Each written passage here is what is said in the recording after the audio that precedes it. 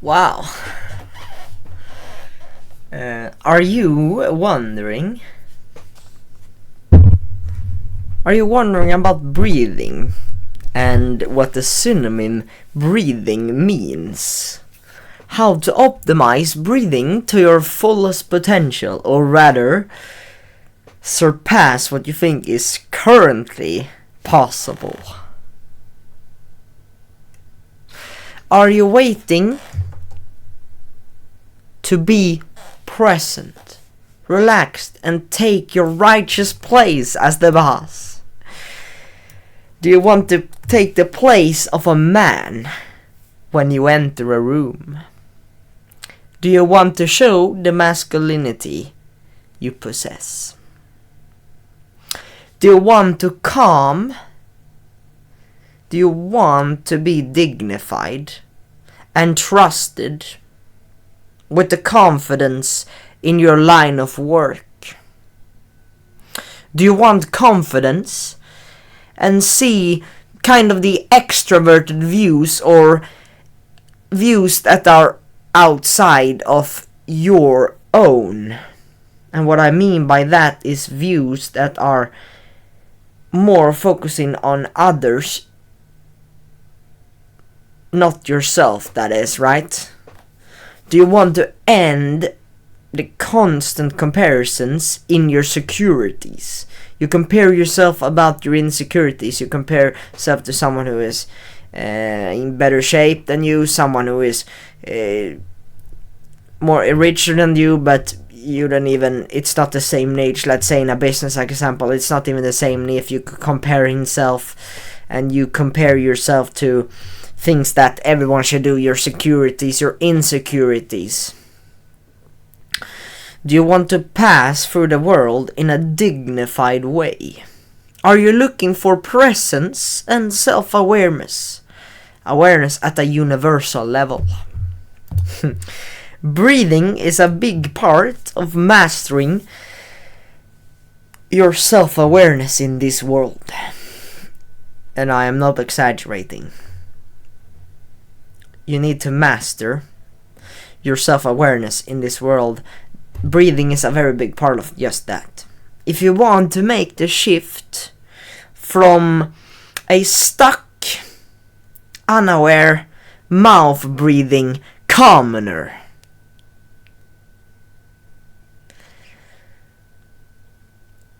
if you want to change, if you want to make the shift, if you want to take the righteous way and take your righteous place that you deserve, then I command you to watch this whole video in order. No skipping like most do. You don't even realize that you will actually gain more value from all the segments if you watch this video in order. The other reason for watching this video in order is that you will be able to implement these steps in the video, and they're not just gonna be some fun talk. You're gonna gain some value from these. This is a step-by-step guide to mastering your breathing. I put the video in a way that you would be able to practice, to do the practices which I will talk about in this video, and implement the tools in your real life, in life, more than just some motivation. This is more than just that. What the steps are, and the order is there for a reason. I choose the order for a reason, so you will be able to implement it, understand as well as possible. The only breathing video you will ever need. This video is for you to optimize your life, energy, gain respect, relieve stress, and much more. And it's a full non-bullshit guide of breathing, so you don't have to search Google. You don't have to be in the middle of a workout, search Google, how do I breathe when I do exercise? Because breathing is really important during this exercise. You need to feel muscle and mind connection, all these things. This is a full guide to breathing. And the value of this video, as I said, is dependent on how good your focus is, and it depends on how you watch it. If you watch it in full screen, no other tabs open. If you have 3 monitors, have 1 open. Give it your time. Place it in your timetable, or place it in your, make this a part of your schedule, because this video is, I recommend, you don't have to watch it in one sitting, but definitely watch each segment in order. Don't skip to, let's say, nose breathing when I'm talking about the fundamentals, because you will miss value. When I talk about my story and the fundamental of the breathing, you need to use that in order to understand the way of carbon dioxide, oxygen, breathe in, exhale, inhales, all these things. You need to understand those things first before you can do nose breathing. And for example, you need the nose breathing in order to do some practices I will talk about in the video. So if you skip to the practices right away, you won't be able to perform them without your nose breathing, and you won't get as much value as possible. I wanna get you as much value as possible. I'm gonna milk me dry with these words, man. I'm gonna get so, my throat is gonna get so dry, man. But yeah, the value you're gonna get is totally dependent on you focusing. So don't scroll down to the comments, suggest the videos, or constantly changing tab, constantly doing one part of the video. Watch the whole thing in order. Don't go to Instagram in the middle. Put your phone on silence or airplane mode. Put it on silence, then put your phone away. If there is an emergency, you can have silent mode, so you will still get that call, right? But I recommend you not sitting with your phone. I recommend you just giving your other and full attention to this video the first time you watch it. If you think the video was very good, I recommend you taking notes second time, or now in the first time. But I recommend you have a note, a journal with you, so you can take some notes, because this will be very, very beneficial for you if you stick throughout the video, right?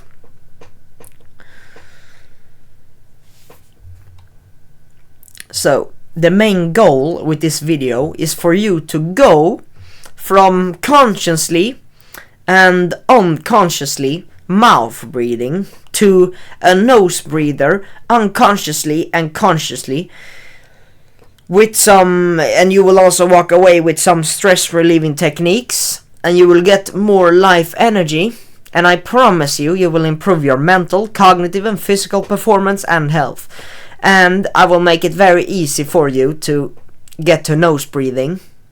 You've probably struggled many times before. Things like meditation, you've tried it didn't work. Things like nose breathing didn't work. When you walk away and you give this your other and full attention, I promise you will be able to nose breathe after this video. And there is so many benefits in doing just that. And that will be covered in this video.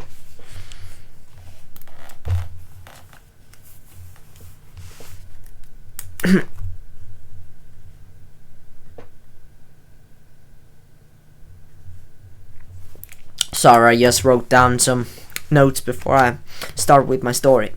So, story.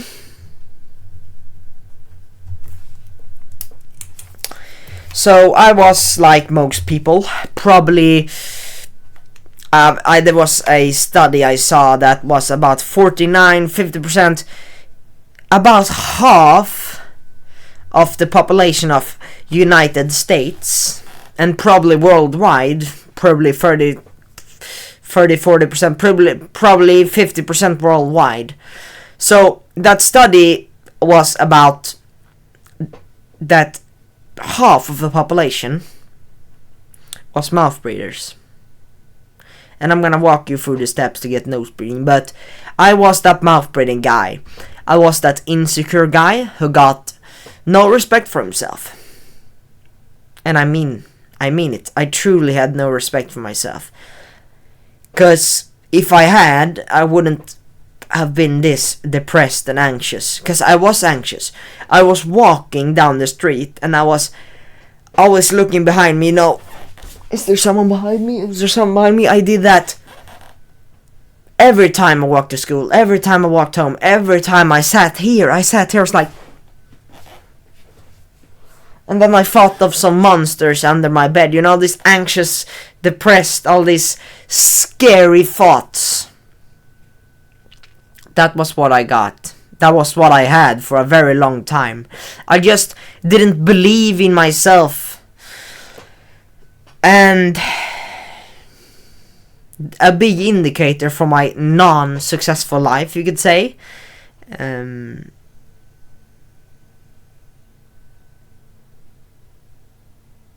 So, what most think and me, that it's impossible, or I am not the guy, or I wait for a good moment to act.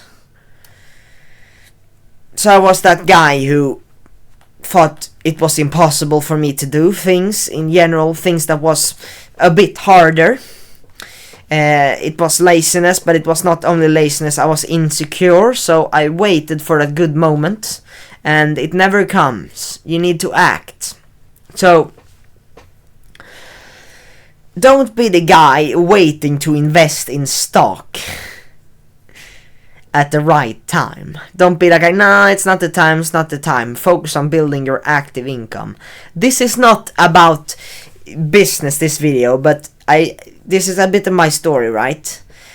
A man does not get rich by investing. He were to be rich already and became richer by investing. So he never got rich. He didn't build his success on investing. He didn't go invest $10 invest. After a year he got like $1. After a year he got like $0.001. It is actually not worth it. You need to have at least 100,000, maybe even 1 million for it to be worth it. But one thing I did was I started to focus fully on one thing. I eliminated detours and distractions, such as hyper-stimulating detours and content. That was the first step. And I want to go the righteous path for me, right? You can never go wrong by trusting your gut. People say gut feeling is very weak. I think gut feeling, intuition and science is very powerful. But I think you need all of the steps. You can't just use science. You can't just use only gut feeling. You need to use all intuition, gut feeling, intuition, right? And I think that you can never go wrong by trusting your gut. If you are, and this is if your gut is destroyed, and we often call gut the second brain. I talked about that in my full diet video, but the gut is our second brain. So if our gut is healthy, let's say we don't get diarrhea, because many get diarrhea because they're anxious and they're very stressed. And many get diarrhea and they poop many times a day because they eat shit food. Maybe they eat too much. They eat shit food, processed food, sugary food, high carb food. They eat food that are processed, bunch of pesticides, poisoned, processed food, not whole food. And I shifted from eating shit food, sugary food, from food that was made to be addictive. I shifted from eating bad food to food that lower my testosterone. I shifted from food that mess up my gut, my testosterone, IQ. I shifted from that to food that had none of the other negatives I just spoke of, and increased my testosterone, and increased my presence, and my discipline went up, and by my discipline went up, I improved my health even more, and breathing is a big part of it. But if you are present and conscious, fully present and fully conscious, then the path will find. The path you wanna walk, the path, the goal, the purpose, the path you wanna work, the path you wanna do in life will show itself. It will reveal itself. And you say you can't find it. Find your purpose and go from there. I was stuck here a very long time. I was wanting to improve myself, but I had addictions, and addictions are very difficult to negate, so I started meditating. And the problem was that meditating was very good for me, but it couldn't negate that many years of hyperstimulating and that many years of unhealthy habits. So I didn't quit, but yeah, I did kind of. I relapsed many times. I actually relapsed because I saw no real progress. But I have more discipline and more motivation than ever, and I quite a while stick to my work, stick to my purpose, right? My purpose right now, it's financial freedom, not exactly financial freedom, but enough money for me to not work and have enough for rent, food, and then from there, my next goal, my next layer of purpose will come. Maybe it will be keep working. Maybe it will be financial freedom then. Maybe some other goal will come up, but that is my biggest goal right now. But I was overstimulated, listened to the norm, which was school, university, pension at 66. Then stop working. I don't have to go deeper why those suck and the effects on our brain when we stop working at 66, or when we have to work shit job with low mental health until 66. But you need to find your way. That is what I believe. I actually have an actionable step for you. I put the actionable step here in the story section to see who made it here, because I wanted to see who actually made it this far. So, actionable step. Get a journal. I have kind of a journal, something to write in. And I want you to write down. I'm gonna do it here. What are you constantly thinking about?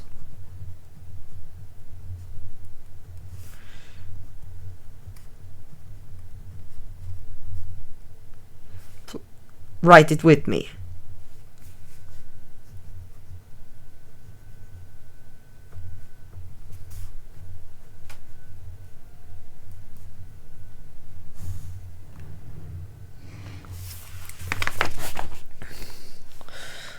Even if my writing is kind of shit, but what are you constantly thinking about? I wrote down.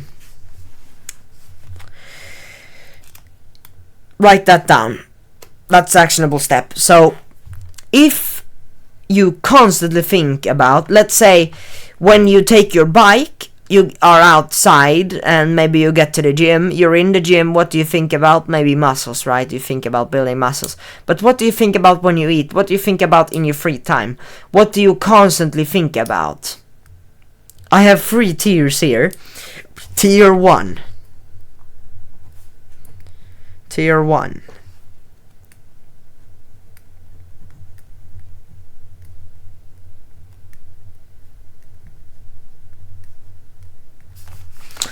I wrote tier 1, hyperstimulating.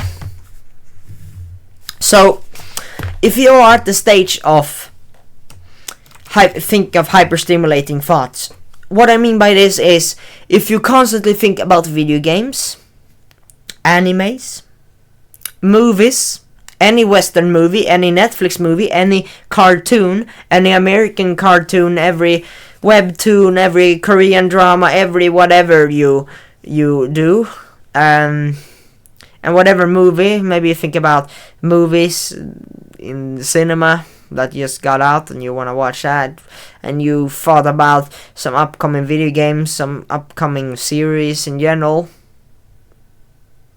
And then when you're at this stage, you also think about, besides movies, games, and all these drugs and all these things, what are you going to do tomorrow? You always think, what am I going to do tomorrow?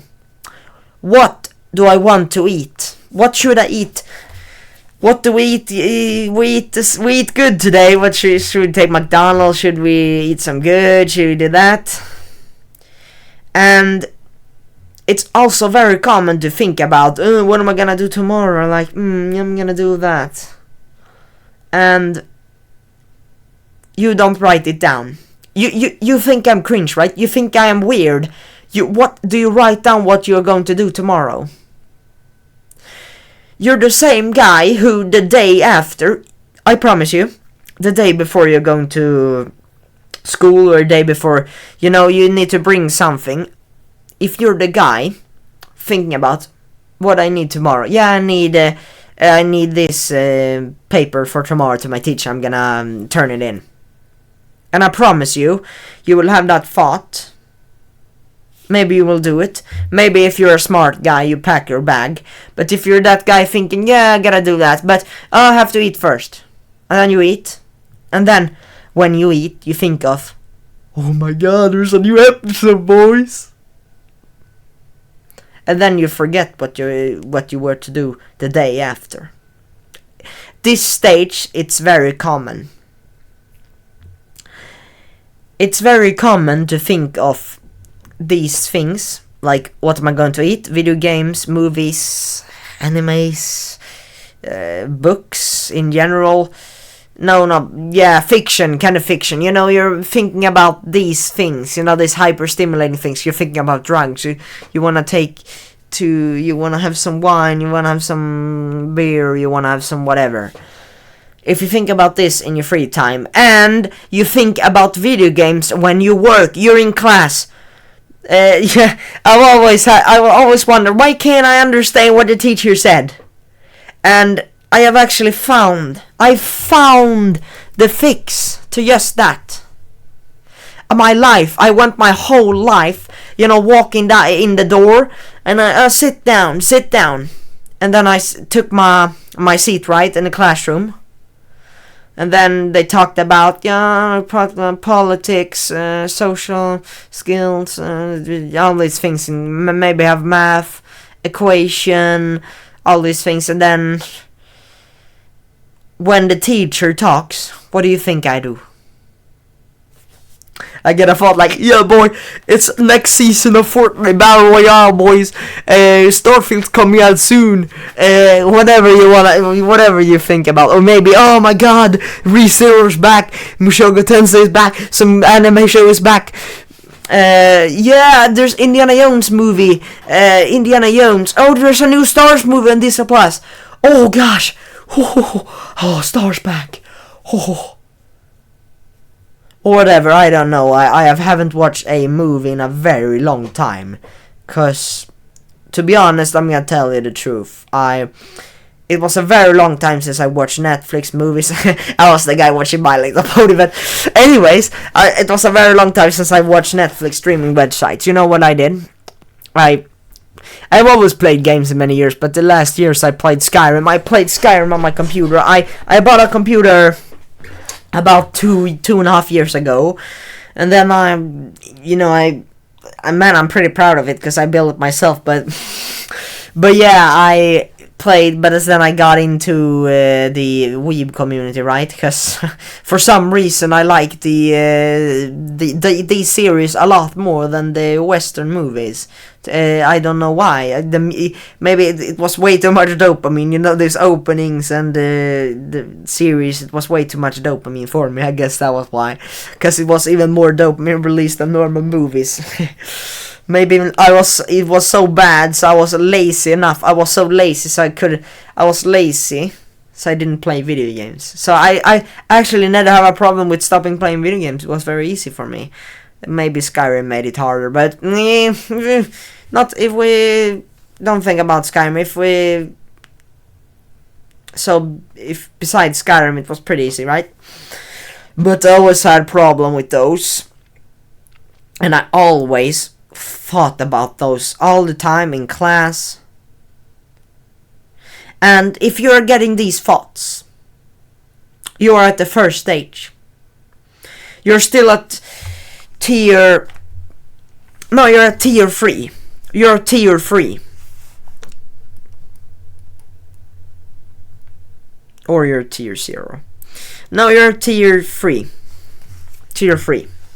Which is the worst tier in my opinion, right? And... what is tier 2? The moment you stop getting these thoughts about this, and gets you and instead of you thinking about all these games, movies upcoming, and this is where you detach from your old friends, from your Discord friends, from your friends in class. You talked about series, you talked about that. This is the moment you stop listening to music all the time, all the day. This is the moment you didn't crave dopamine as fucking idiot. This is where you did video games like 1 hour a day, or maybe you did video games 2 times a week. This is where you used your gaming in moderation. So this is where you got from thinking of them all the time, where you still think of them, because they're fucking, they're so dangerous, because even if you meditate, even if you do all the presence, even if you do everything, every presence practice, all these things to feel yourself, meditation, all breath work, you still get the thoughts of these things. They're so powerful and so dangerous for our brain. They're made to addict us. They're made to destroy our brain. They're not good, but this is the moment where you start thinking of some goals. This is the moment you start maybe making a YouTube channel because you want to make some money. This is where you do part-time job. This is where you search for job outside of your high school, university, all these things. This is where you start journaling and see all the boundaries and all the negatives through the day. You journal them, fix the problems, and then you write your goals. Your goals start making YouTube videos. You do great progress. You hit the gym 3-4 times a week, and you're a step close to success. But so tier 2, hyperstimulation,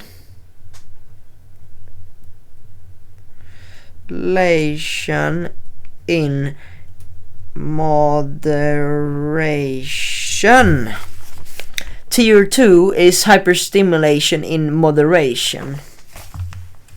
Still not there, right?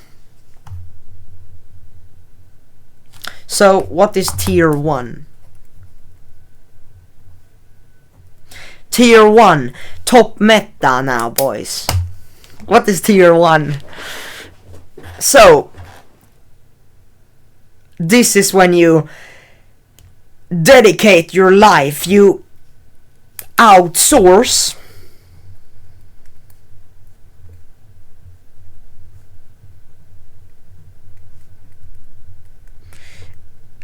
everything besides goals. This is where Adonis is. This is where the superior man is. This is where I wanna be. So if you can write this down, can you see? The tier 3 is hyperstimulation. Tier 2 is hyperstimulation in moderation. Tier 1 is outsourcing everything besides goals. So this is a stage where you outsource, you focus fully on everything that has to do with your productivity. You do all the productivity things, no hyperstimulation, no thoughts. You fix your diet, and you have extremely good sleep. You have 100% of the nights. You want to have 10 hours of sleep. You go crazy. You are insane like me now. You're as insane as me. You're so insane, so everything besides your business is not a priority. you still prioritize your woman maybe, but tier 1 is when you are in monk mode. When you do everything, you work out, you maybe even work out 2-3 times a week, because you are so dedicated to your goals. So you shop at the online to your door, so deliver to your door, so you get all the food. You are constantly thinking about estrogenic, testosterone get your energy up, because you want everything.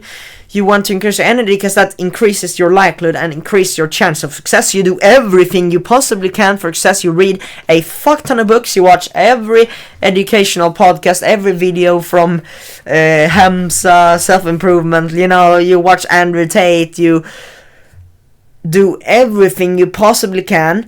You read the Way of the Superior Man book, and you want criticism. You want as much feedback and criticism as possible. You want to go crazy. You only have friends. You only spend time with your friends outside of your working hours. Like, let's say when you take a mental break, as you work 10 times a day, every week, all whole year, you take one day off, one pause, you walk a mountain with your friends. This is the stage of the superior man, the superior human being, the superior creature. So tier 1, outsource everything besides goals. Go full monk mode.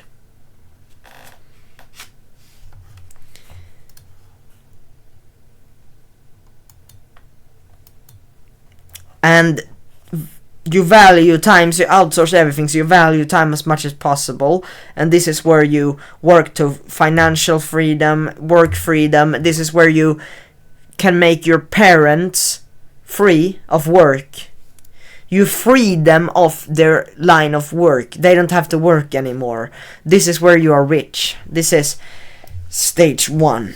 Tier 1, I call it.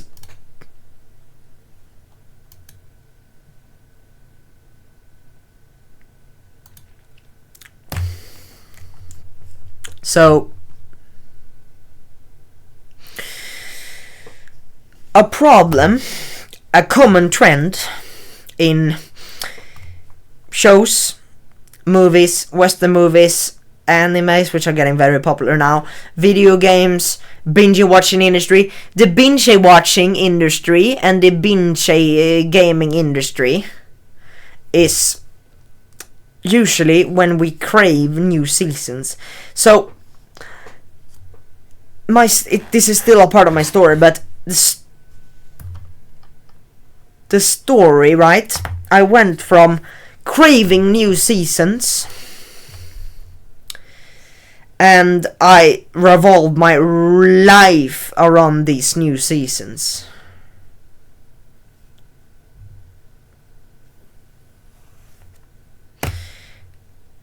I was totally committed to new seasons. I was binge watching the same show, my favorite show. I was so insane that what did I do? Yes, I watched the opening songs of that. It wasn't even that good. Maybe it was, maybe it wasn't. I don't remember. But I did everything for a season of a hyper-stimulating instant gratification. My life revolved on instant gratification. The biggest problem, in my opinion, is not the addiction. It's the sense of security, escapism. But the worst thing about these games, series, animes, all these things is that there is a sense of accomplishment, and especially for a man, if there's a show about, a war show, and a guy showing power, a cool animation, all these things. If you watch movies that are very action-filled, as men, we are free, and men in nature has these desires to dominate and conquer. and if you have it in your movies, and if the movie is addictive, and if it's easy for you, if you can be lazy because you don't have to move, you have everything in one place. That is the problem with porn, and the problem with video games, and problem with all these things. You have everything in one place. All your desires, everything. Your life revolves around this, because that's all your needs. All your needs is in one box. The only thing you need is you need to go to the toilet, eat, maybe sleep, and then you have everything here.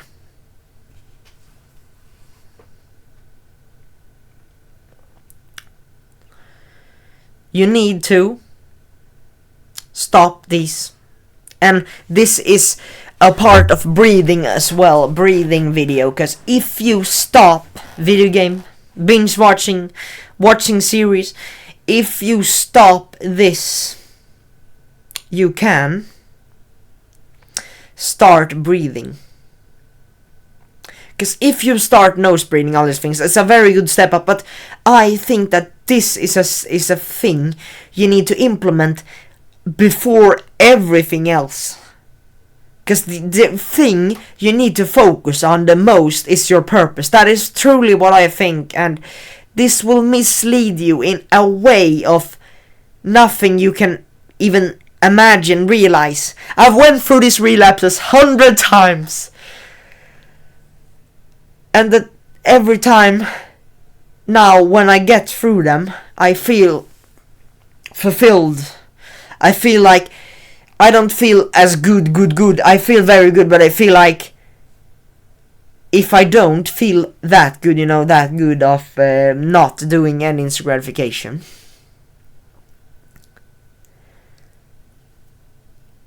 my mental health destroys. My mental health goes down every time. Because my social skills, let me tell you something. Every time I watch a series and then I end, I can't even feel my own body, basically.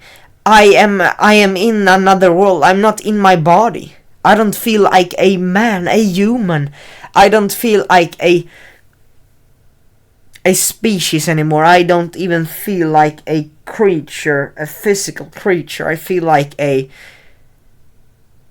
my lives is around my brain of stimulation. And I hate when this feeling when, oh my god, I've waited 3-4 years for this season, ReZero by the way, and it wasn't even as good. The animation quality was better, it was worse, the action, there wasn't much budget in this new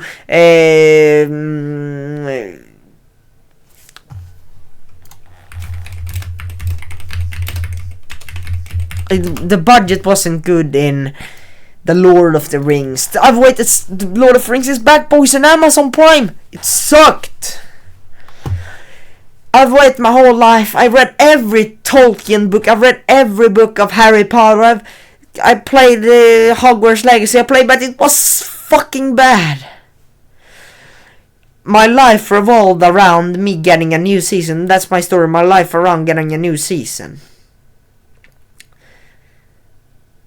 And then the season was bad.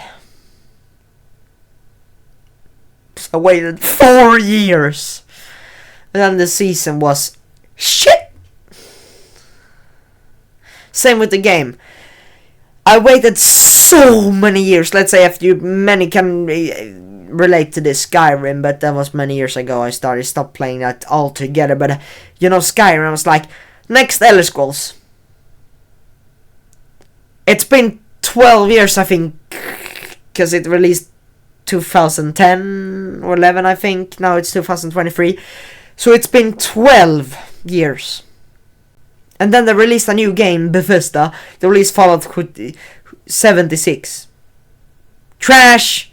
They released Fallout 4. I don't care about Fallout. Same with the anime industry and the TV series industry. You wait so long for a season. And the problem is that there's no source material for most series.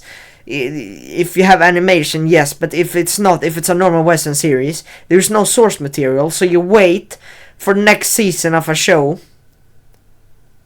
Will never come. 10 years later it comes, and it's not even the same director. The director is shit. It doesn't get not even nearly as much of the budget it got when it released, and now it sucks. And now you watch that, and then the same thing. I watched the second season finally after years. When is the third season coming out? And then some maybe, it's fine. I watch some other things. I do. What music? I listen to music. I do that. You don't know that. You don't realize that these instant gratification, there are your everything, right? When you're at this tier 3, the hyper-stimulating stage, these are the whole life. I said, as before, everything is in those 3 things. You know, all the desires, all the motivation, everything. The only thing that gives you enough dopamine to even be wanted to live your life. And when it takes years, and when it isn't as good, and when it takes years for the season after that, and even if there is a season, if you're lucky, right? So you set yourself in a trap. So just for that little pleasure, it's like just for you eating a donut, your world is down. But I think junk food is bad, but I think even animes and normal movies and Western movies, Korean movies, video games are even worse. Because there is a sense of accomplishment in these. And when there is nothing more, never anything, it's like you set yourself in a trap. And then you're stuck there in the lowest point, in depression, 10 years.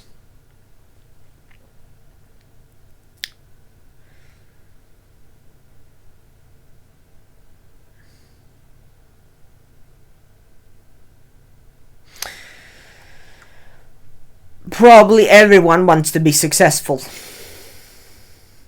They say they deserve to be successful, or that they can't be successful. Left wing, we need higher. Left wing are. I think that left wing are mostly for they getting more money, because they're poor as fuck, because they think it didn't work for me, it didn't work. I am a guy who just can't be successful, so if the government gives me more money because I don't want people to be richer than me. That's a Jeffrey. Have you seen Hamza? That's a Jeffrey. Bad friends in general, bad friends and bad people feel good when you do bad. So they are so poor, so they feel good when people don't make much money. And they say that they're poor, they say that they deserve to be successful. And they say they can't be. And on the other hand, there are people who say, instead of I deserve this, I want it. I need to work hard. I need to work my way up to get there. And they say that there's no reason for me to wait. I act now. The guy who acts instead of the guy who waits for the golden idea, or the best time to invest in stock, or the best time to search a job. Well, I'm gonna go university and I'm gonna do communication. Just go talk to someone. I don't care if it's a line or IRL. Just do something. Just find out your purpose now. So you don't want to waste your whole life. I promise you. You'll get so much more successful, so much earlier. You can retire on the age of 30 and 40. I don't even think you don't even have to retire, because you love your work. And you get so much money out of it. The golden idea or the golden way won't never come. It will never come to someone who is waiting. It only comes, new possibilities opens when you act. This is very much the same if you think about friends. Better friends won't come when you don't do a thing. Better friends will come to you. They will draw to you. They will draw closer to you when you do good, if you find good friends. So good friends will be with you if you do good.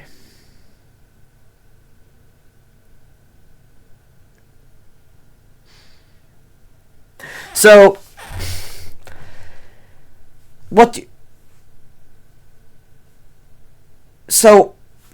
if you have the journal here, what you are to do now is take that journal, write down the thing that is currently holding you back. In my case, it's money. Money. I'll write it down. In my case, it can be friendship, fixing your relationship with mother, with dad. It can be many things, but I wrote down money. I need money to further improve myself. I need money to go to the stage of food, improve my quality of food. I want more money so I don't have to work, because my biggest goal is not working in some stupid job. I want to work on something I like and gain money. That is my biggest goal. So I need money. I need money to retire my parents. I need money to buy food and products that won't hurt me. I want products that don't sterilize me, lower my testosterone, lower my chance of making kids. Basically get infertile when I eat shit food. I don't want to eat any pesticides. I want organic food without any plastic, and I want the highest quality of everything, so my testosterone doesn't go down. My health doesn't go down. I need testosterone to conquer, to get money. Because if you make a business, you will have competition, and if you are low testosterone, your competition will knock you out of the park. So money is holding me back. Although I do as much as possible, but money is the thing that holds me back the most. So that is why I do these videos and work.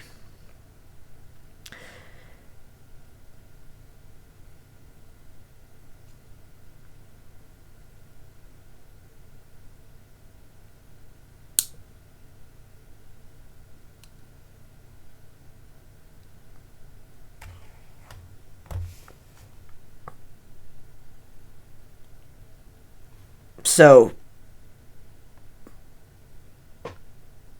what should I say?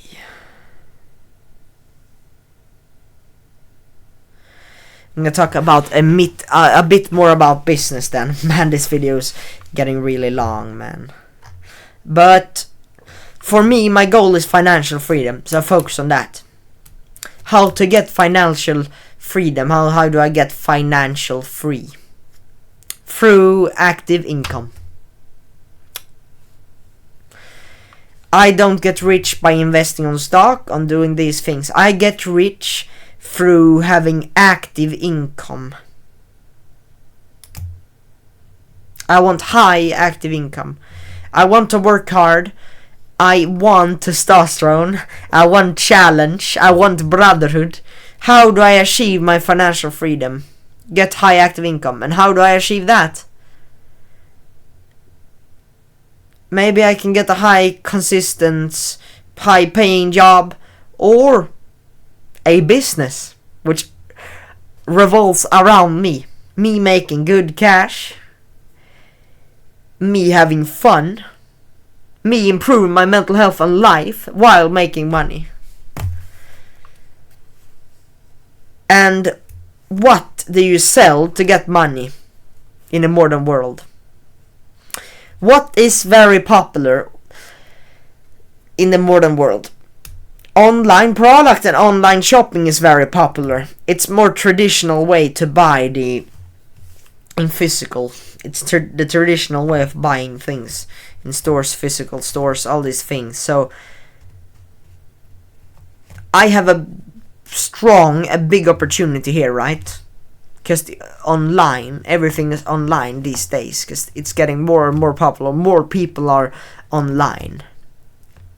So selling online products is a good thing, and selling online products with high demand is a very good thing.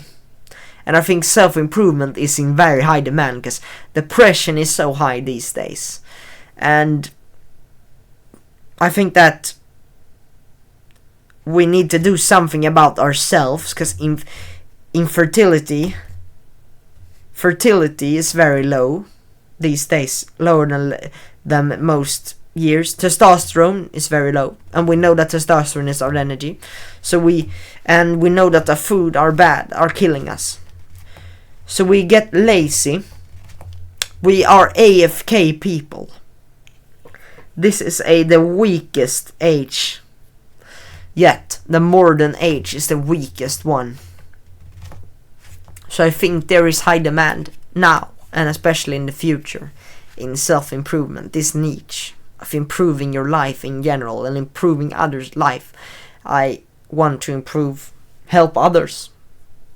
So self-improvement is in high demand. And there's a high demand to showing you how to get rich and breathe correctly. And breathe correctly to achieve your goals.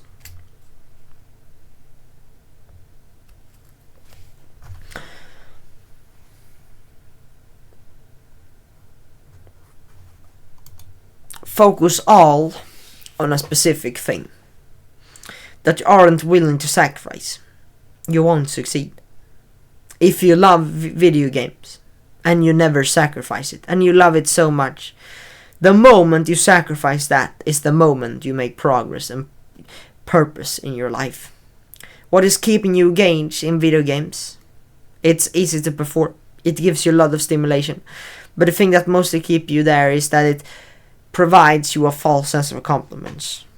The false sense of accomplishments makes it nearly impossible to stop, because then your brain is losing something. Your brain is losing something. That is how our brain think.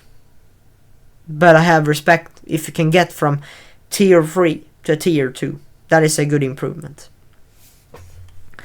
The moments I got these thoughts, and how easy it actually is to put it on a paper, it motivated me to a point of no return, right? I will never return. And my discipline got up from that as well. And I'm currently struggling, but I'm getting better and better all the time. And today, what got me to talk about breathing was the book Way of the Superior Man and Dr. Huberman and many others' personal experience. And I've learned that if you breathe hard, your self-confidence goes up, and your mental health and your performance in general goes up. By fixing the breathing, you can easily achieve that purpose you really want to work on. I've therefore put a lot of effort and a lot of time recording this video to make an easy to understand guide for breathing.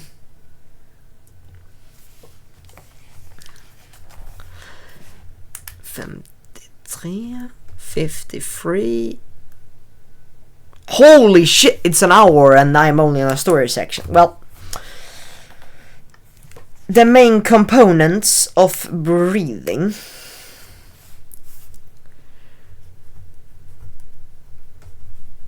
So, the main components of breathing. Breathing is your expression of your personal energy. The way you breathe is the way you live. And breathing can be changed and change your capacity. Your capacities, your cognitive, physical, mental health and arousal around you. Breathing is the expression of your energy, of your life force. It's really important. What breathing is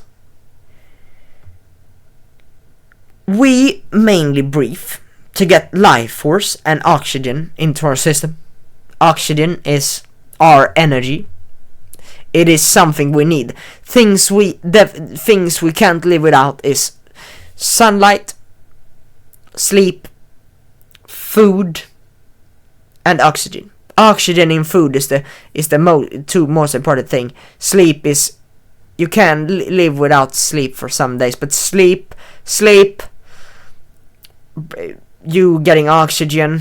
You die if you don't get oxygen every minute. No, I don't really know, but every 5-10 minutes. I know that you die pretty quickly without oxygen. That's why you drown sometimes, right? Because you got oxygen.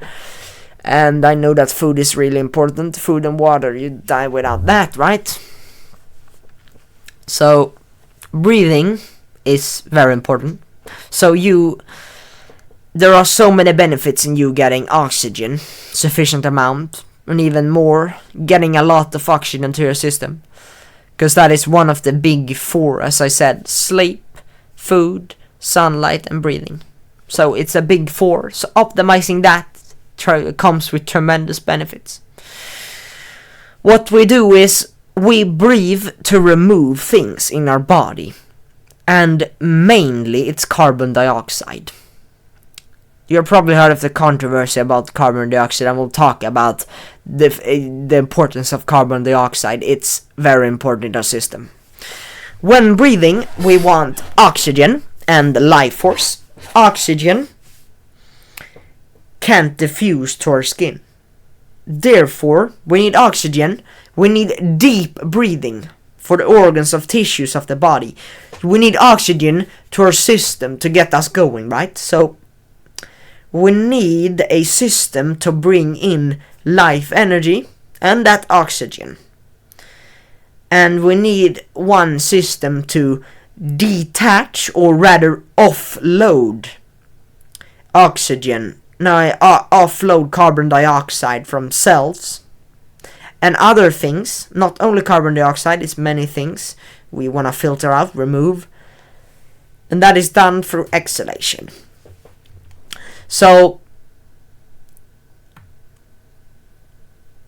we often filter carbon dioxide for that we can't handle a very big load. So there's a reason why we breathe out, because we can't have enough, because it's dangerous to have a high amount of carbon dioxide in our body. That is, many say that, but many forget to mention that it's dangerous to have too little as well. Too much carbon dioxide in the body is dangerous, and too little is very dangerous. So, common misconception is that carbon dioxide is bad. There's a common misconception. Lack of carbon dioxide is the same as lack of oxygen in effective ways. What does that mean?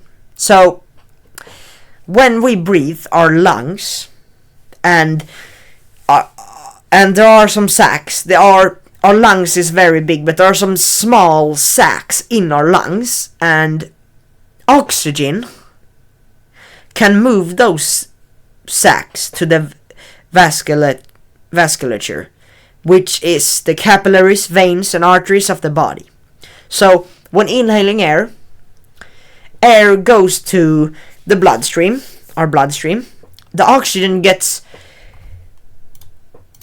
also, the oxygen can't get all the way, because the oxygen gets bound up by proteins in the blood. In the bloodstream, oxygen gets, when we inhale, get oxygen in the bloodstream.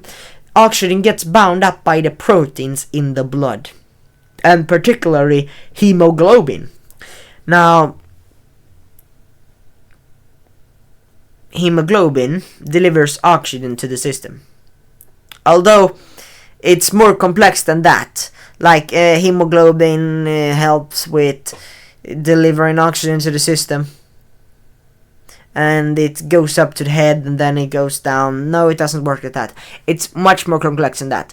There is actually a barrier that doesn't allow it to hop to the brain and to the various cells. So the oxygen, hemoglobin, as I said, it's a protein, a seal that needs oxygen, but we need carbon dioxide to open that barrier. There is a seal, hemoglobin.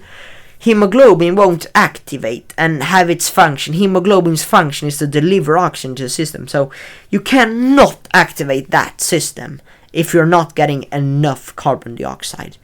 So by having carbon dioxide, you can actually liberate the oxygen.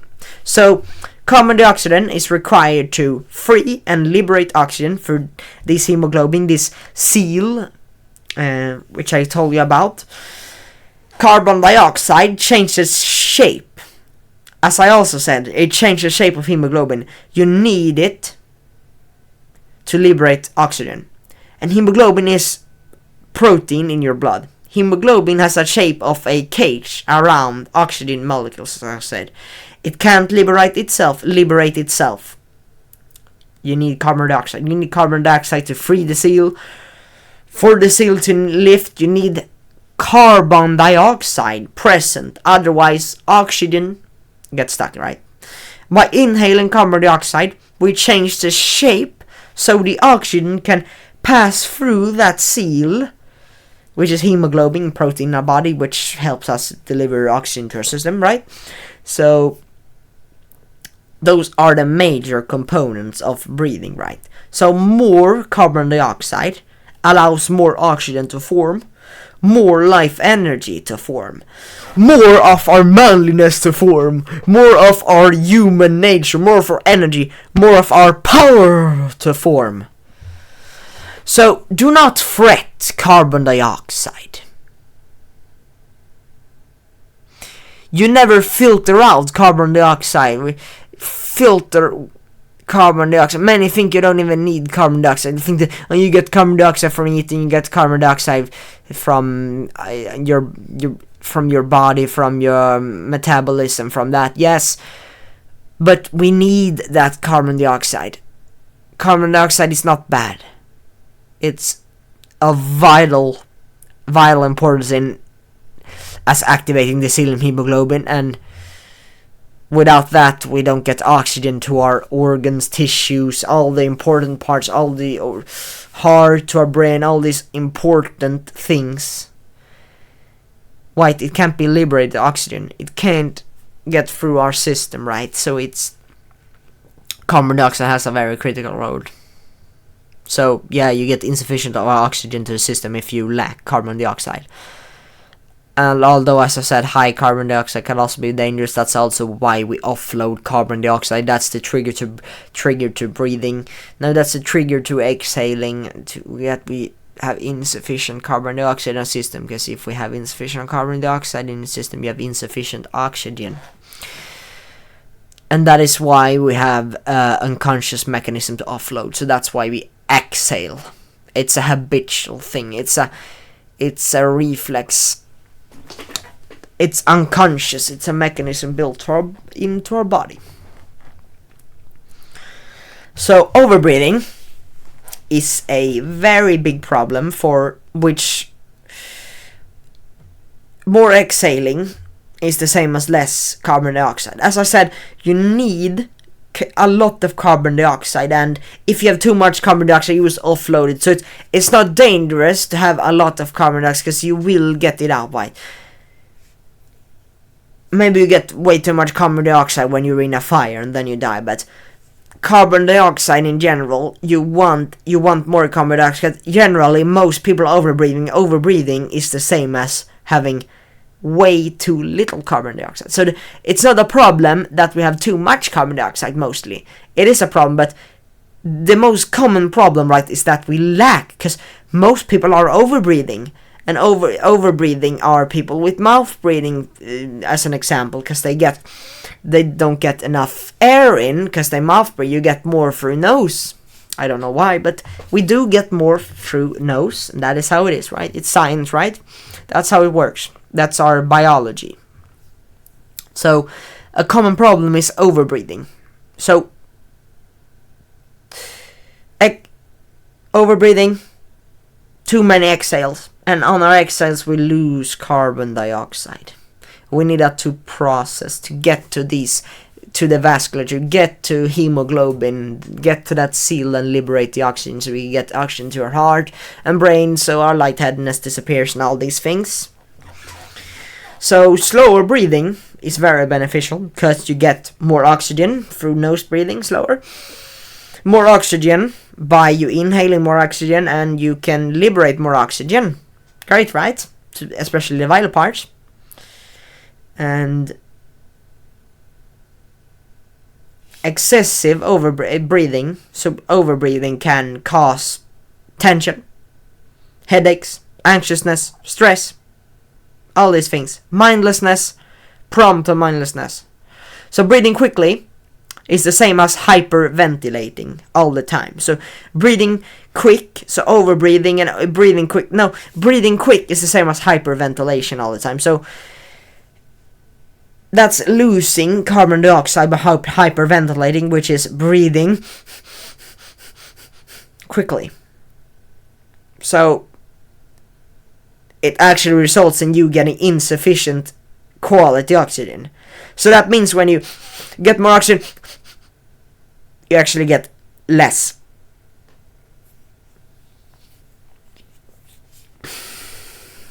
Don't ask me why when we run we do. That I do not know, but I do know that our lightheadedness is a cause of too little carbon dioxide and too little liberated oxygen. So it's very important for us to not hyperventilate. I recommend you. It's just a stress reliever to not hyperventilating.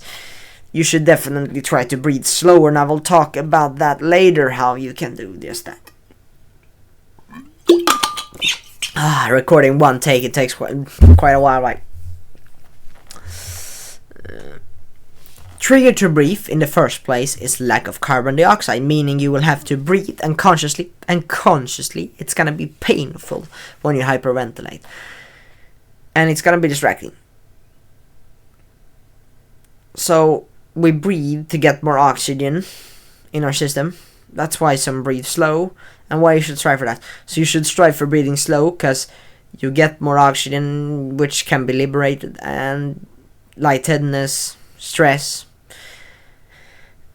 and your energy pulses through. You need your breath to reach down the diaphragm, your lower abs, all these things. That's where you recharge your energy, right? To your gut, the gut, your second brain. You need to recharge your energy to get your brain going. So yeah, you'll probably experience lightheadedness, because who fucking haven't, but one of the reasons why you get lightheadedness is because your vasculature, capillaries, veins are in some sense constricted. So you're essentially constricting blood flow to the brain. So you get too little blood to the brain. That's one of the reasons why you get lightheadedness, and one of the reasons why you feel tired after you eat, because all the energy goes down to your gut and not your head. But why is carbon dioxide a vasodilator? You're getting more oxygen by can't leverage, and you have to exhale, losing the key to the cells of hemoglobin. So overbreathing is the same as less carbon dioxide, because you lose more carbon dioxide, and that's less keys to the oxygen to the system. So when you hyperventilate, which was breathe quickly, hyperventilation, breathe quickly, you expel more carbon dioxide than you would normally do, and that causes you getting constricted veins, because it's a vasodilator. So you constrict your blood flow, your veins and capillaries and all, less blood flow when you hyperventilate. So when you expel too much carbon dioxide, that's hyperventilating. So hyperventilation leads to low carbon dioxide, and low carbon dioxide in your system. Consequence of low carbon dioxide and insufficient carbon dioxide is insufficient oxygen to be liberated or passed through that seal hemoglobin. Oxygen won't get to the brain and other vital parts, organs, other tissues of the body, which is very important that we get the quality, get a lot of oxygen. So reduction of liberated oxygen for hemoglobin, the carbon dioxide they get through that seal of hemoglobin. Normal function, it prevents normal function of the vasculature. So reduction of liberated oxygen prevents normal function of the vasculature. So when we hyperventilate, that's a cause of insufficient carbon dioxide, and that leads to insufficient oxygen to be liberated, leads to our brain becoming hyperexcitable. Now, what is hyperexcitable? Hyperexcitable brain, that is the same as anxiousness. Progression of information gets down, less efficient, noise level goes up, less present mindless. So by you hyperventilating, by you getting less oxygen to your important parts, by having less carbon dioxide, your progression of information goes down, so you learn worse, you get stressed, anxiousness can form, less efficient, noise level goes up, everything is very annoying, everything is so high, noise level, everything is crazy. So when you walk down the street, it feels like you're in concert, you're less present, and you're mindless, more prone to that mindlessness and less presentness. So kind of worse mental health. So it's very common to overbreathe. So we need an alternative means to get sufficient carbon dioxide and oxygen without breathing faster. And the solution to fixing hyperventilating. The solution is to breathe slower, because that is reducing the risk of hyperventilation. What it also does is that it gets us more oxygen, and the carbon dioxide can process longer. So carbon dioxide plus that extra oxygen, more liberated oxygen gets to our system, and then we don't lose as much carbon dioxide, because if we breathe slower, we exhale slower. And that is why slower breathing is the fix, and reduces the risk or eliminates the risk of hyperventilation. So you get none of the negatives. How to know if you breathe correctly? Take pauses between breaths, and your stomach moving forward when you inhale, and then when you exhale it falls back, right? So when someone pauses, like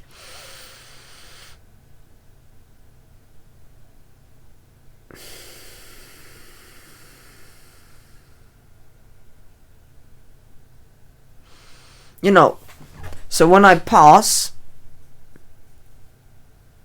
that is how you know. When you take pauses, that is how you know that you're breathing correctly and not over breathing.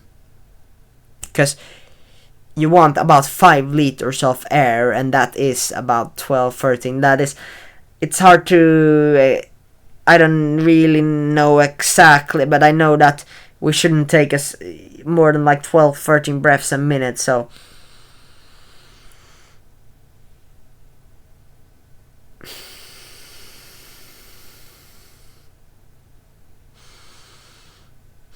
yeah, so taking pauses between breath and make that a habitual, make that unconscious. So having those breaths unconsciously and consciously, when you don't even think about it, you have these pauses. That is the way you know how that you breathe correctly. I will talk about that a bit later in the video, how you can make nasal breathing and perfect breathing commonplace, like how you can make that habitual and make it like a reflex and a habit, which you don't even have to think about, an unconscious habit, right? So people who overbreathe get hyperexcitable. Background noise increases, less efficient at detecting and learning information, worse present and focus. So you can also be less aware of your surroundings and your environment. So you're basically you're basically escaping reality, right? By not breathing correctly. You're basically never present. So you're always in fight and flight mode, which is stress mode. And our system doesn't work as well when we're always stressed, because then there is a system in our brain, fight or flight, which is connected to us, getting stronger in the moment. When you need to flee, when you're really, really scared, you run really, really fast. All these systems, they kick in, and that's called fight or flight. And if that's always on, it's like you're always running away from something. You're always stressed, you're always anxious. So by not having that fight or flight mode I don't even know how I should speak, but not having fight or flight the whole day, it will eliminate all that stress, and it will make you a different person, I promise you. It is amazing. So when to nasal breathe then?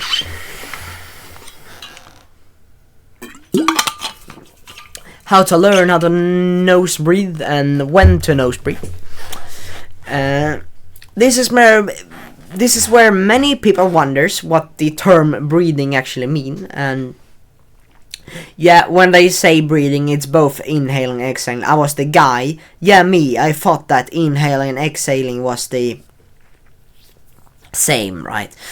No, I thought inhaling and exhaling, that nose breathing is inhale with nose and then breathe out with mouth. Like, I didn't even know the fucking synonym, the term breathing, but breathing in general is both inhaling and exhaling. So just make that clear, because that I had wondered many years.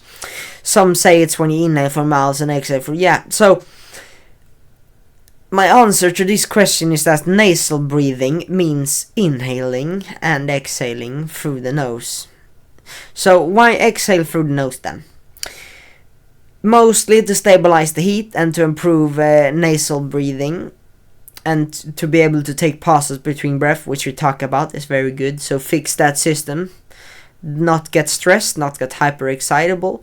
Your brain get hyper-excitable, not you getting stressed. So, and it's good to stabilize. It's like a filter too, so you don't get bad breaths. And it was originally designed, our bodies were really designed to breathe through our nose.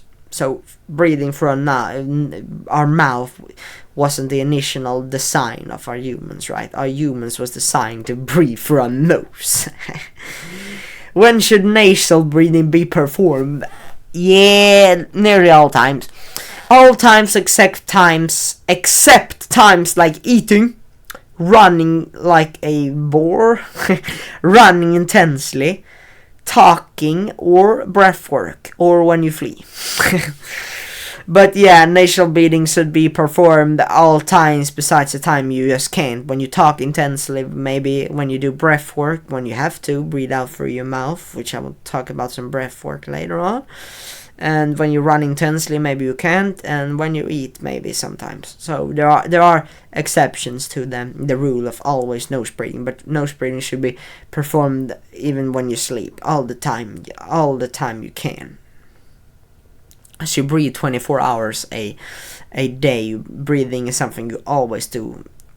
Yeah, even when you sleep. So improving your breathing, even if it's just 5% better, but nasal breathing is more than 40% better, so if it improve your life as fuck, it will very much improve your life. So nasal breathing is a must. So why nose breathing? Yeah, it's a must. It's our natural filter of air. Breathing actually alters personality, if you didn't know. And you wanna be breathing into the diaphragm. So deep down, you want to move the lungs right, and that's why you want to breathe into the diaphragm, and that's breathing deep breaths. You get to the diaphragm. Nose breathing, deep breaths is the way. They're saying breathe through the diaphragm. The way to do that is take pauses between breaths, deep breaths, nasal breathing. That's how you do the perfect breathing. The perfect breathing technique. So yeah, if your stomach moves out on inhale and then falls back at exhale, that's also a sign you breathe correctly. A common question I might get is that no, I can't nasal breathe. I can't breathe through my nose. I got a stiff nose. That all the doctors said that no, it's normal to have a stiff nose. People on Reddit said it was genetic. They're stupid. You were born. Explain how come I was a mouth breather my whole life. How come I became a nasal breather without much effort? You need to learn how to nose breathe. It's not like example, I couldn't score the first time you tried football, and then I can't do football because I didn't score the first time I did football. You can't be born to get good at football. You need to practice to get good at football. Almost the same approach with nasal breathing. You were born to breathe through the nose. So why aren't you doing it? Say, no, I can't breathe through the nose. We are designed, our humans are designed to breathe through our nose. We're designed. We have always done every year. This is probably the first 2-3 generations where we didn't, because the air is stupid and the stress and actions is stupid. We are designed to breathe through our nose. And we have a function of breathing through our mouth in situations where our nose doesn't work. It's like a extra resource, or breathing through our mouth. It should only be done like when our nose doesn't work. And when you say it's stiff, no, if you don't have a nose. Or if, situation where you can't use your nose for whatever reason. We are designed to breathe through our nose. So, there's no excuse. Do it. Maybe you limited your... Maybe when you were young you imitated your mouth breathing parents, if you have some of that. Maybe you're a degenerate who learns how to mouth breathe for all the stress. You're hyperstimulating. It's just me, but gamers in general are mouth breathers. Like, I don't know why, but they're always, these tacos, this mouth breather, all these who does this degenerates, they're always mouth breathers. I don't know why. There is something to do with their habits. They're so stimulated so they can't come down. Maybe that's one of the reasons. I don't really know, but or maybe a third reason, which is most common, you are simply unknowing and you don't know how to nose breathe or why you should nose breathe, or you've never been told that nose breathing is superior to mouth, and you always just breathing and you breathe mouth breathe because just happened. I don't know, whatever reason you got for mouth breathe, change that up right now. Whatever reason you have to mouth breathing, shift to nose breathing now. Never mouth breathe.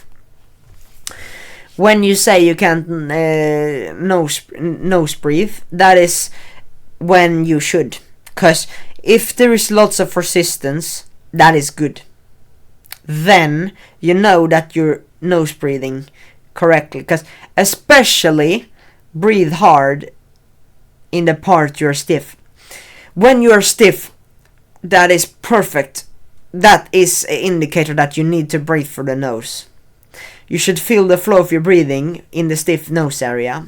So when your constricted area is stiff, you need to breathe in that area. So in the nose, most often it's nose.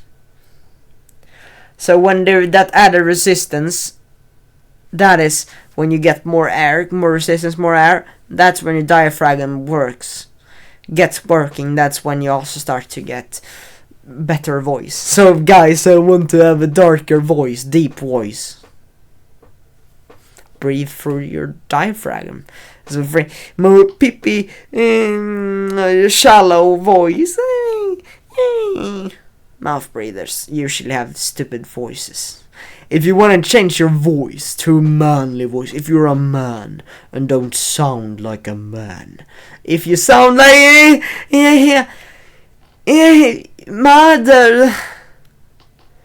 mother, you want to shift to nasal breathing, to fix your your voice as well. If you're interested in that, there's also another benefit.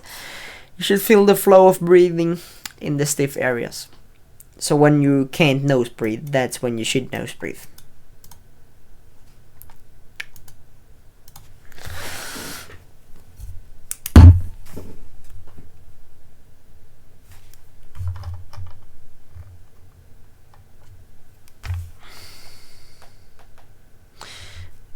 Just make this quick.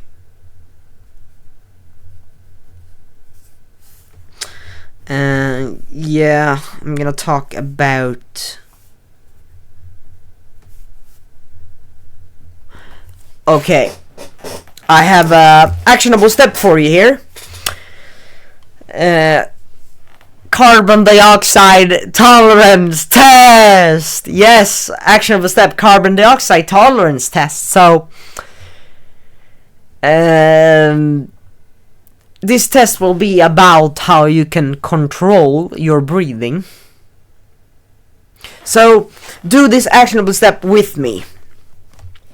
What you should do is you should inhale as hard as you possibly can. Fill your balls with air.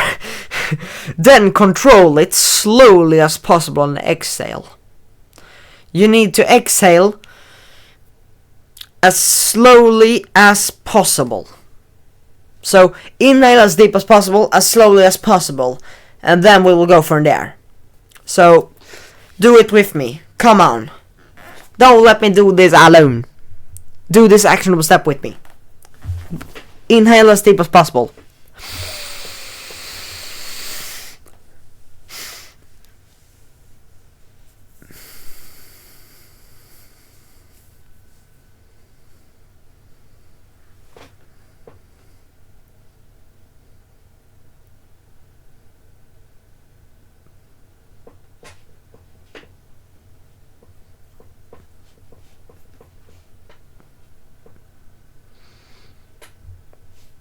Well, if you're still... I got 25. Are you still on your breathing? Take the clock. If you're still breathing, you have 40 seconds. 45. 50. Probably most of you are done already, but what was this actionable step about? It was a carbon dioxide tolerance test, meaning that you should inhale as hard as possible and then control your exhale as slowly as possible. And you might have worse results if you're stressed, and note that you also, when you're relaxed, you get better results. Note that the results can vary a lot. It's not particularly your cardiovascular health that is the main differentiator. It's highly variable. So, if you got 20 seconds or less, you are in the low carbon dioxide tolerance. You have low carbon dioxide tolerance. If you got 30 to 45, you have more than moderate. You have moderate carbon dioxide tolerance. If you got 45 to 60 seconds, you have high carbon dioxide tolerance. Should we do it again? Yeah, do it again. And this time I will check the time. Wait till now, in as high as possible.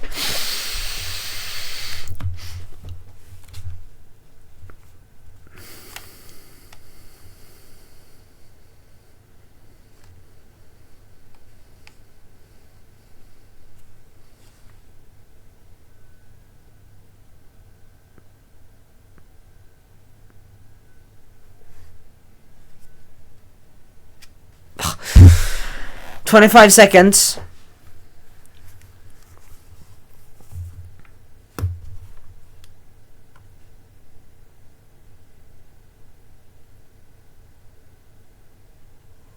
"40 seconds has passed.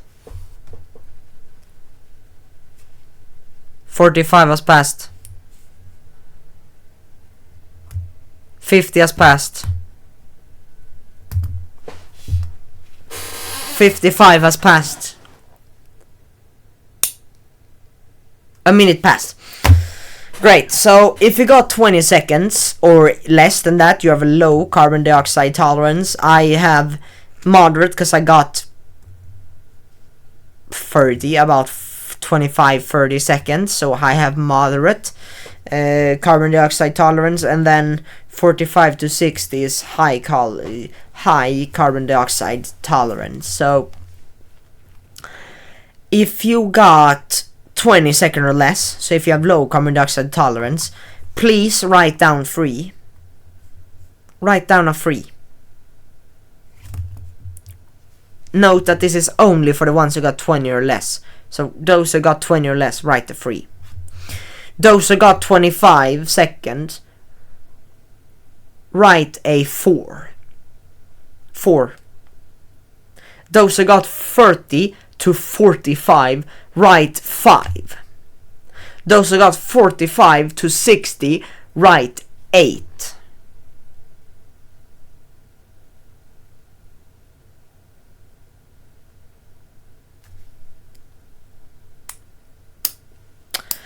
Why did I tell you to write down? Because we will do another actionable step just right after this.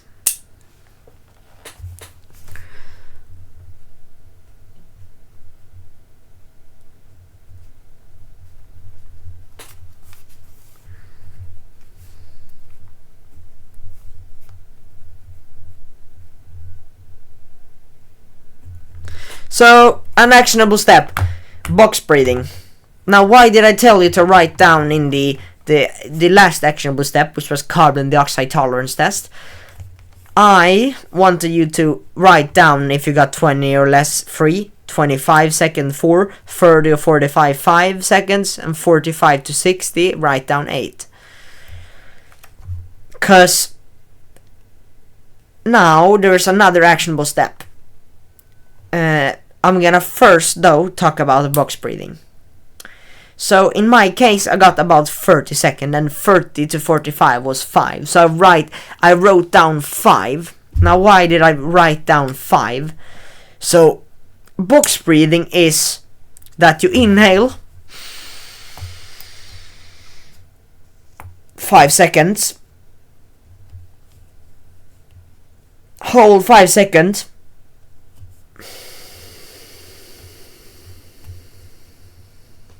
exhale 5 seconds. So breathing 5 seconds.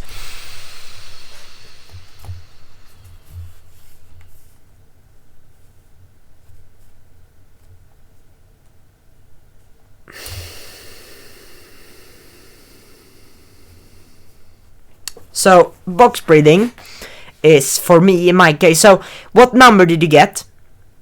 If you got a 3, write inhale 3. I'm gonna show you here.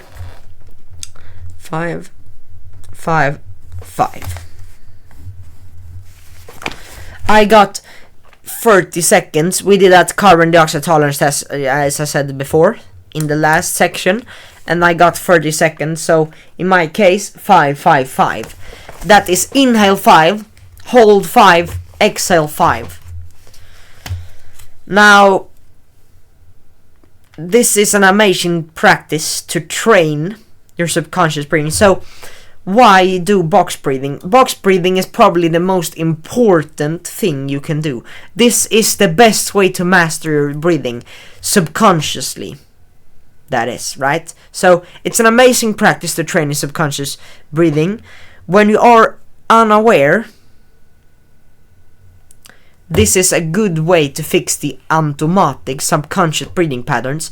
You're increasing neuromechanical control over your diaphragm. So better breathing through neuroplasticity. Improves breathing and levels of calm.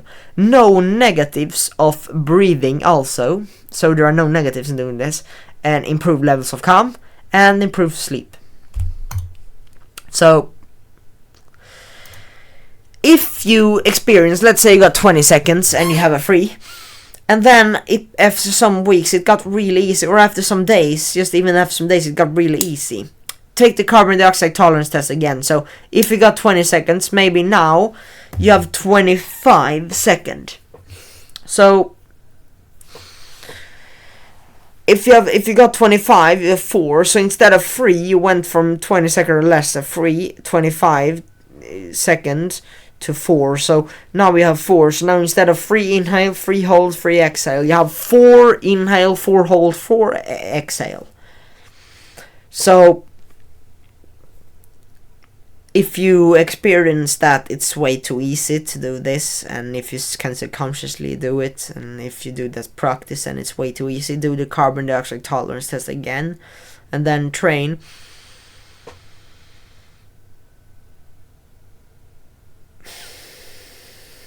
To do 4 seconds. That will, by doing that practice just 2-3 times a week, just doing that whenever you have time, just think of, I did that test, now I do 3 inhale.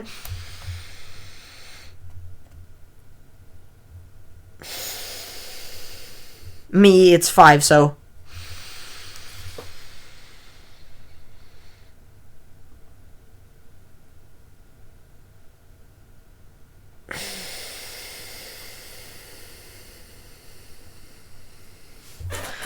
So take it again if it becomes way too easy.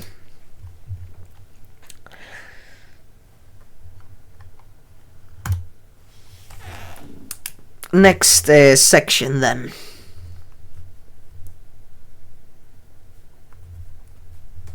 Next section. Learning how to nose breathe and make it consistent. What you need to do is subconsciously breathing during sleep to gain that true control of your diaphragm. By doing box breathing, as in the previous section, you can learn to unconsciously and subconsciously take pauses, and nose breathing will help you with that even more, even further, right? So, how to learn how to nose breathe subconsciously and how to nose breathe, right? Best way is nose breathing. So that stiffness I noted earlier disappears when you nose breathe a lot, especially during sleep, meaning nearly all of your breath should be of nasal breathing. That's why you want to exhale for nose and inhale for nose. You can get to nose breathing faster and improve that carbon dioxide tolerance. Very good. That's by increasing that, you know, cardiovascular health, better cardiovascular health by breathing better. But so there are exceptions of not nasal breathing that are running really fast, talking, eating, maybe breath work. So the second best thing is to make it habitual so that you could subconsciously nose breathe. A good tool is for having, so a good tool to fix your nose breathing is through having medical tape. Medical tape, what the hell? I will show you here. Here, you can see. I can show you. I won't be able to talk, but it's fun. But no, I don't have a scissor, but you do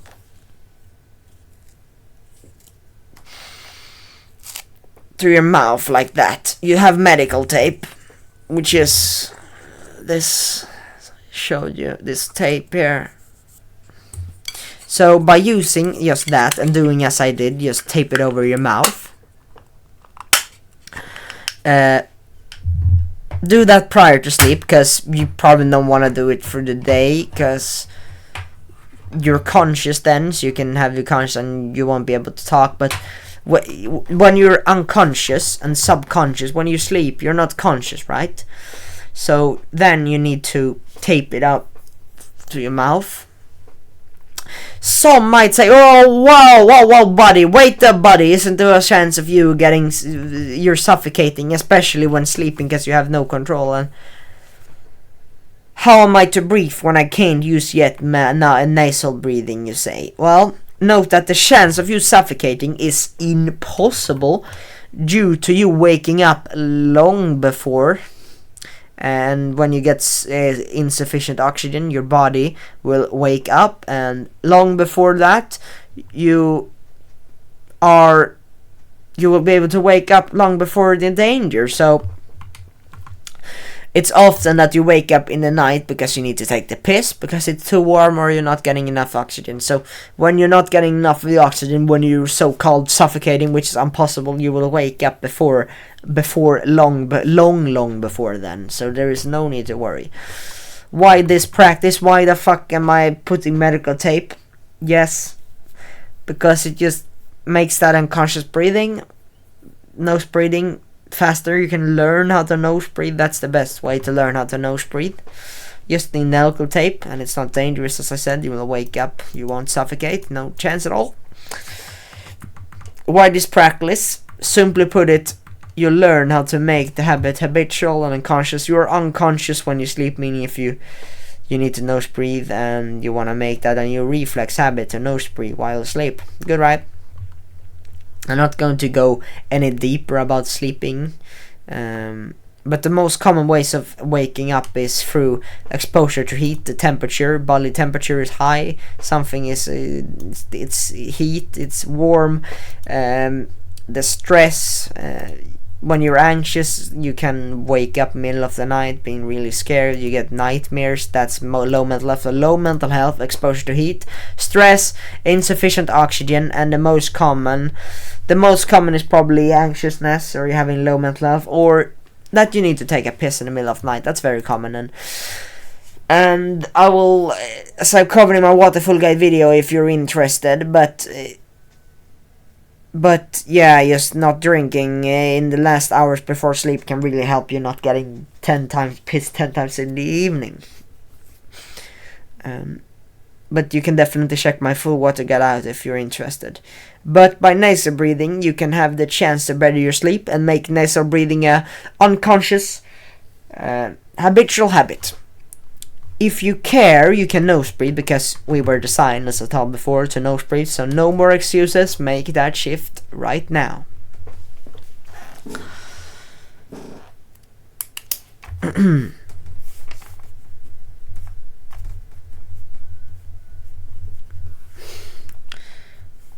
Just gonna see here real quick.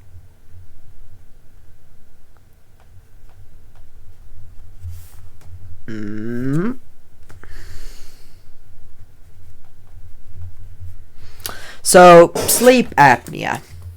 What is sleep apnea? That is, it can be, what is sleep apnea, or excessive daytime sleeping, right? This is a very serious health concern, increasing the risk of cardiovascular event, heart attack, stroke, and more. It's also a direct cause of sexual dysfunction in males and females, worse cognitive function throughout the day, as previously mentioned, lack of oxygen during sleep, and lead to nighttime and daytime issues. So the best treatment for sleep apnea is nose breathing. So again, breathing more from nose and using medical tape while sleeping, so you breathe better. So most of the nighttime and daytime issues gets fixed because you breathe better when you sleep. Because when we sleep, we actually tend to breathe too little, and when we are awake, we tend to overbreathe. So by not overbreathing or breathing too little can be very beneficial. Right, to decreasing the risk of cardiovascular event, heart attack, stroke, not the chance of getting sexual dysfunction and worse cognitive function. We don't want that, and we don't want nighttime and daytime issues. And you will be able to get to that deep sleep. That sleep efficiency will improve when you nose breathe as well. The best treatment is nose breathing. So you putting on that medical tape can lead you to not getting cancer or heart attack or stroke or cardiovascular event and all this sexual dysfunction, all these horrible things. So making nose breathing habitual during sleep, and make it as a reflex, make it a habit, right? Make it unconscious, make it effortless.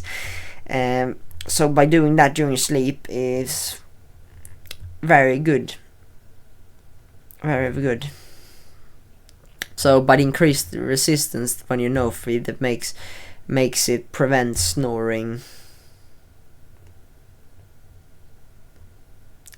So snoring is actually, the risk of snoring decreases when you nose breathe. That increased resistance makes your snoring, the chance of you snoring less, right? Snoring can be a serious health concern, and the best treatment of snoring is making passive and subconscious and conscious nose breathing noise. So just nose breathing in general will reduce the risk of you snoring, and snoring can also lead to serious health concerns. Put on medical tape and learn nose breathing, and nose breathing comes with enormous benefits and none of the negatives from mouth breathing, so far superior in every way. So nose breathing is superior in every single way.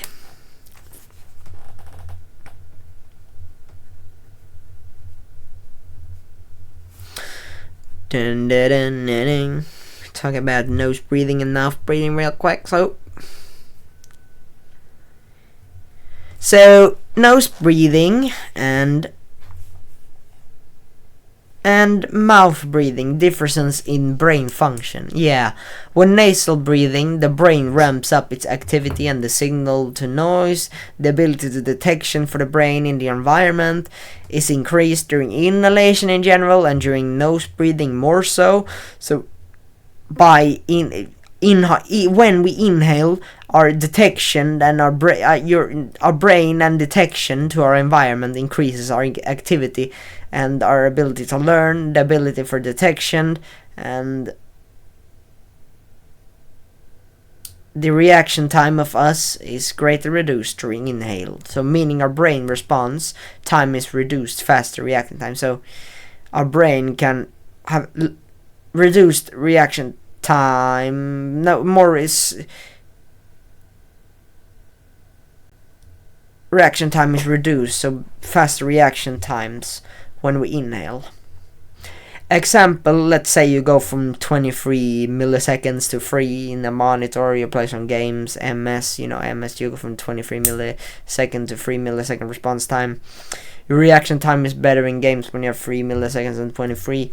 Let's say multiplayer game, you're able to detect player faster, and if your reaction time was less, and then the same applies to the brain. The response time is better when we inhale, so the capacity and the learning efficiency is much better when we inhale, and our detection to our environment is much better when we inhale and exhale slower. We essentially get smarter, higher IQ if we breathe better. So the main takeaway of inhaling and exhaling and the differences in brain function is that when inhaling, response time and the ability of you to absorb and detect increases, meaning you can learn faster. Your ability to detect unexpected things are greatly increased when inhaling. So you're able to learn and retain information a lot better than having longer inhales and longer exhales. So your brain will be in focus mode when inhaling slowly, so your brain will learn better. So by breathing slower and take pause and all these things can be very beneficial for response time, learning, detection, environment. All of these things can be very beneficial. The only downside to this practice is maybe it shouldn't be done when doing certain exercises, because when you inhale, you're actually less able to generate voluntary movement. So when performing something very fast, like a shot, or maybe a dodge, or maybe a rep of something, then it might be better than exhaling is beneficial to do these quick voluntary movements like swinging and shooting and dodging and all these things. Then you should exhale. So before shooting, exhale. So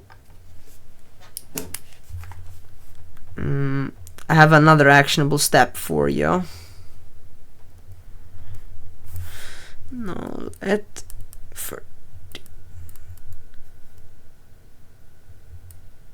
So yeah, actionable step. I have another actionable step in this video.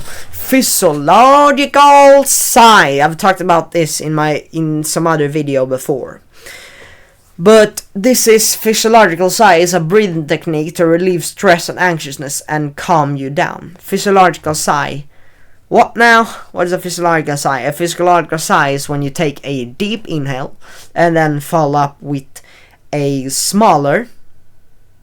So all that you can muster up, inhale deep and then follow up with a smaller, and then all that you can muster up, right? And then exhale slowly with your mouth. So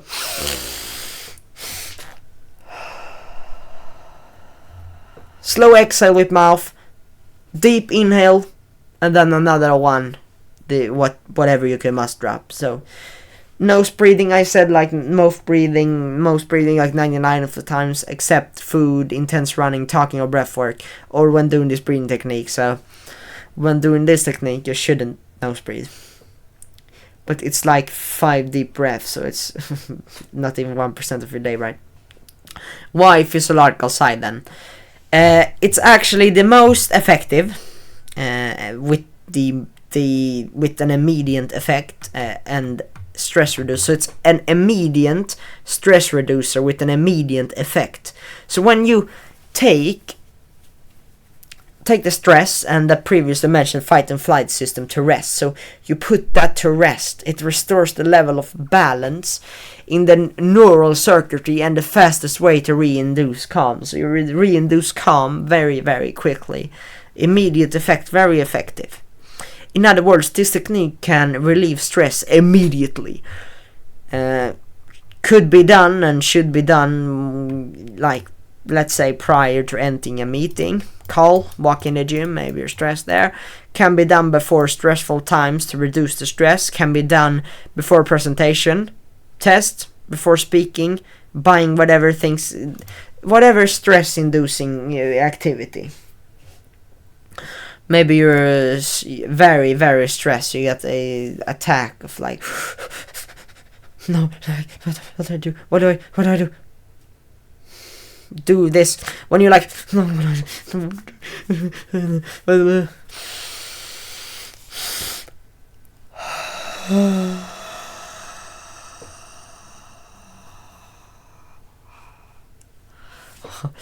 I get so calm. Oh, I get tired, but this really calms you down, man. Like it should be done when you're really, really stressed. Let's say we're in traumatic experience, or you have trauma or something.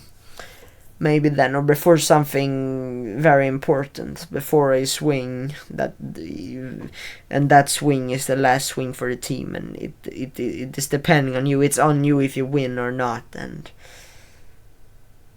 if you were stressful prior to a test in school, if you haven't studied, if you have studied but still nervous, whatever thing you're nervous of, it should be done. A physiological sigh is an immediate effect, so it will immediately calm you down. Not any bullshit, it will calm you down. Just like that. So I recommend you doing this also prior to sleep to get reduce that stress and reintroduce calm and get better sleep efficiency, and get calm before sleep to be able to get to sleep so you can easily fall asleep. Why exhale slowly?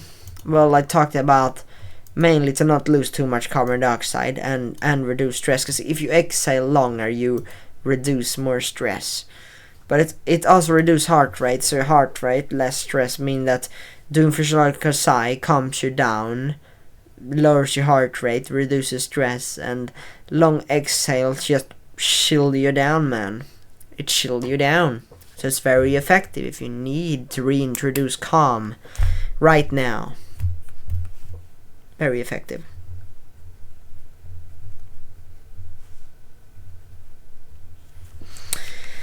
Yes.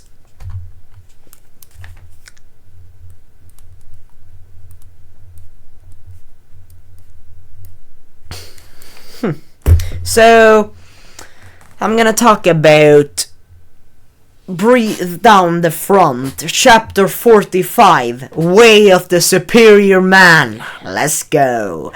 Most people tend to have blocks in front of their body. that goes from the head down to the genitals. The principle, the way to master the world is by maintaining a full and open front of the body at all times. Basic method is through full and relaxed breathing, drawing energy down the front and freeing attention from the neurotic self-concerned you have all day, the self-concerned. When you get nervous, your stomach tightens. The most of your day, you're tightening and tensing. You're contracting, tensing, tightening the front of your body. You tend to block yourself. You tend to stress yourself, tighten yourself. And you're stressed. Do a physiological sigh.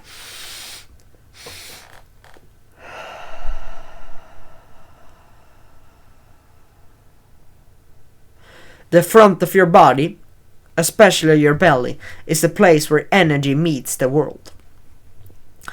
So, when the front of your body is relaxed and open, your power and energy flows freely. Your presence fills the room. You begin to occupy more space in the room.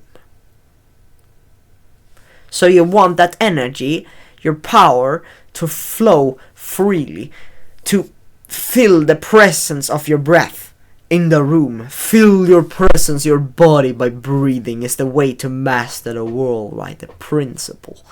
So you need to occupy more space. You begin to occupy more space in the room. You're seen in the room, and you take your magnifying presence.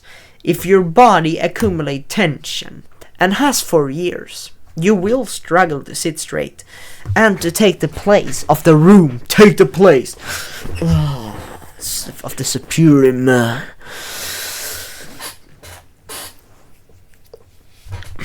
Try to relax and breathe fully.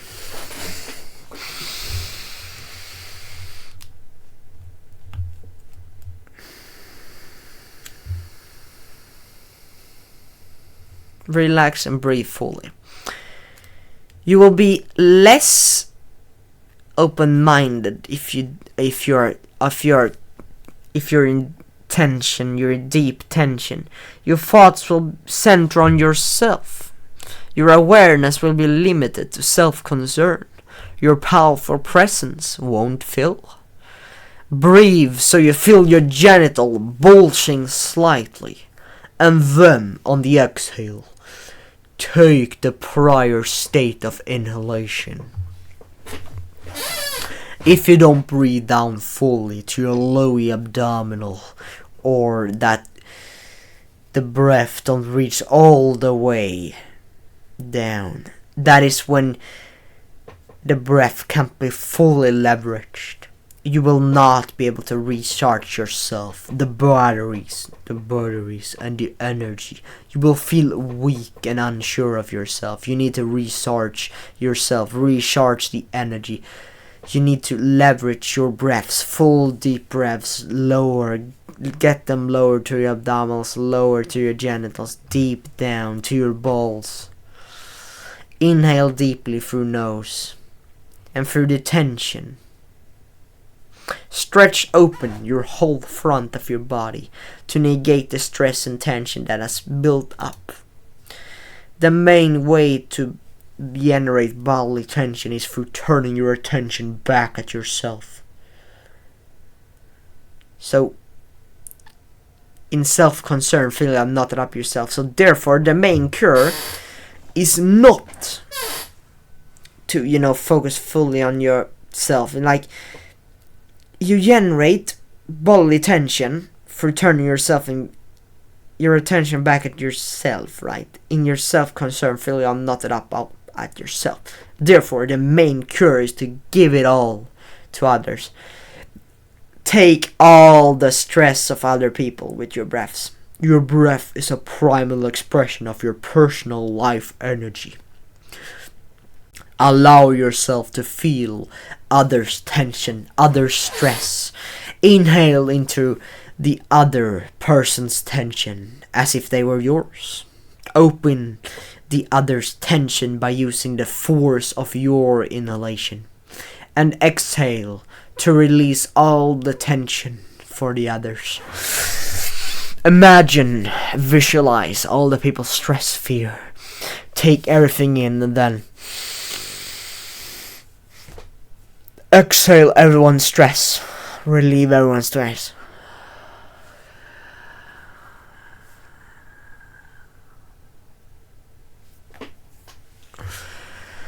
So the main takeaway. You are self-centered, anxious, nervous, and stressed. The tension that has built up. So by not breathing fully, it will show to others that you're unattractive, unattentive, and no one wants to approach you. You want to leave the constriction from the chest and belly, and that is done by deep breathing, releasing all the tensions on you and divert your attention on others, not yourself. Have them in mind, feel their stress, and fix their tension by exhaling slowly. Release all the tension. Feel the tension of breath. Feel this in their every breath by inhaling deeply and feeling their stress to calm others and you down. Let the room feel your presence and let you be more conscious to conquer the world.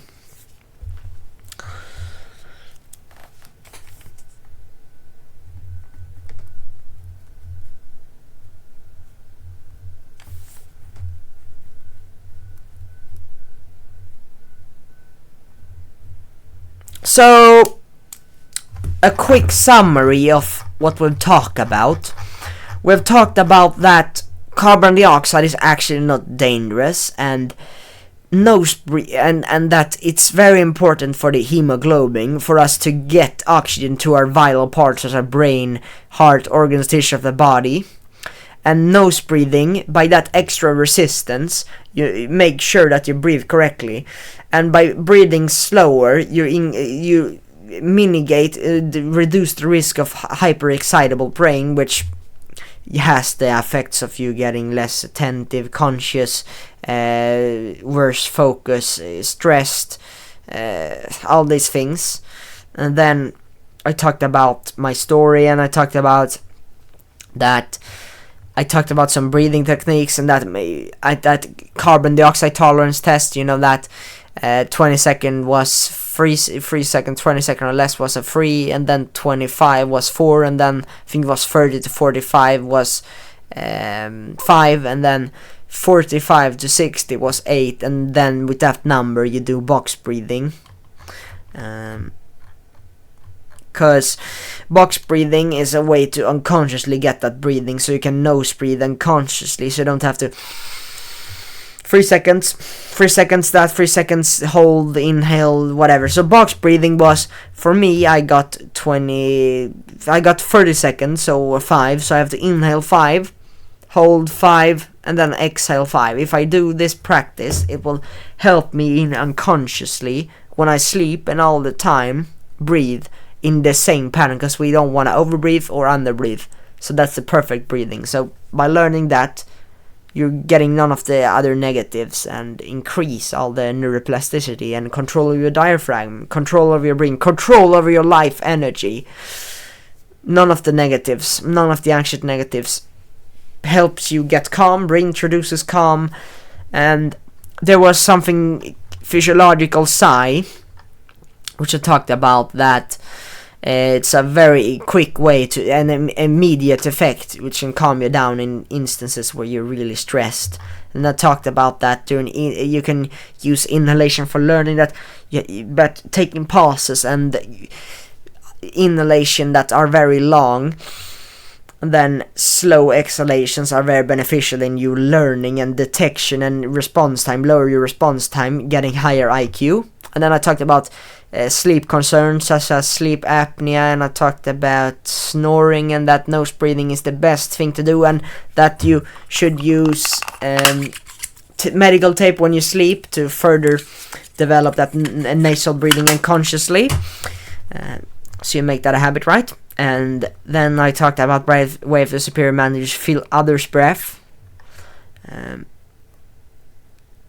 divert their stress to you. You take all the stress, calm all them down, and that you need to breathe down deeply onto nearly to your balls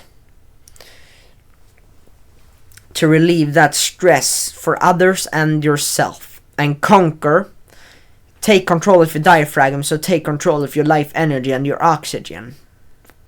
And that was a quick summary of this video. I hope you really like this video. It took me so long to make this video, but I hope you gain some value from it. It will probably take 100 years to upload to YouTube, but I hope you like this video, and as always, remember to use your dark desires when proceeding work. See you guys.